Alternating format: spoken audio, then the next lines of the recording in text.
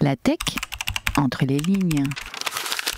Yo mon Louis, alors t'avais choisi de nous couper ta chronique en deux l'autre fois, et donc on a hyper hâte de retrouver la suite. Pour se rappeler, on parlait donc d'un truc de dingue, le TESCREAL. Alors aujourd'hui, fin du suspense. C'est bien ça, des deux auteurs, Timnit Gebru et Émile Torres. Alors le papier revient donc sur les origines idéologiques du mouvement TESCREAL pour transhumanisme, extropianisme, singularitarianisme, cosmisme, rationalisme, effective altruisme et long-termisme. Origine qu'on trouve en fait dans le mouvement eugéniste et qui a touché le monde occidental de la fin du 19e à la fin du 20e siècle. Les deux co-auteurs montrent en fait que la pensée TESCREAL utilise une rhétorique similaire au mouvement eugéniste en surfant en même temps sur deux extrêmes, l'utopie d'un côté et l'apocalypse de l'autre. Ah bah c'est super, je vois qu'on est dans la nuance, on va bien s'amuser aujourd'hui. Exactement, en fait, comme on a une prof de lycée avec nous aujourd'hui, coucou Agnès, je me suis dit que ça pourrait être pas mal de reparler. C'est un peu en fait comme avec les eugénistes, qui nous expliquent qu'avec la sélection humaine, tu peux avoir le paradis sur Terre, mais que sans, c'est la fin de l'espèce humaine. Les développeurs de l'AGI, pour Artificial General Intelligence, en fait, ils font pareil. Côté utopie, c'est pas mal. Selon plusieurs chercheurs, l'AGI serait tellement intelligente qu'elle pourra résoudre tous les problèmes possibles.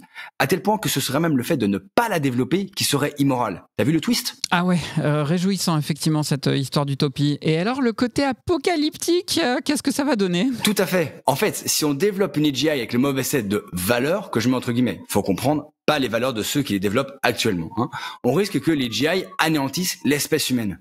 On est donc à la fois obligé de la développer, tout en faisant tout ce qu'on peut pour éviter l'extinction de l'humanité par une AGI qui serait misaligned. Pouh, il y en a qui doutent de rien, c'est un peu gros quand même, non ? Je suis d'accord, mais les leaders TESCREAL utilisent plusieurs moyens pour pousser leurs idéologies. D'abord, ils développent des systèmes assez peu définis. La définition même d'AGI n'est pas arrêtée, ce qui rend tout contrôle ou toute évaluation hyper compliqué. Ensuite, ils utilisent à fond la logique long-termiste. Pourquoi y aurait-il un problème à foutre en l'air une partie de la planète aujourd'hui ou à violer certains droits élémentaires si au final on sauve des millions de personnes ?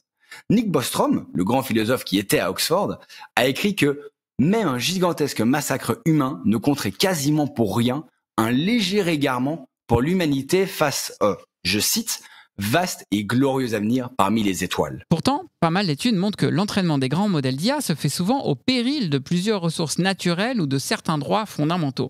Tu en as d'ailleurs parlé dans certaines de tes précédentes chroniques. Bien sûr, et la course à l'AGI ne fait que perpétuer ces discriminations. Enfin, les auteurs, Torres et Gebru, rappellent que le mouvement TESCREAL joue à fond la carte de la safety pour poursuivre ses travaux.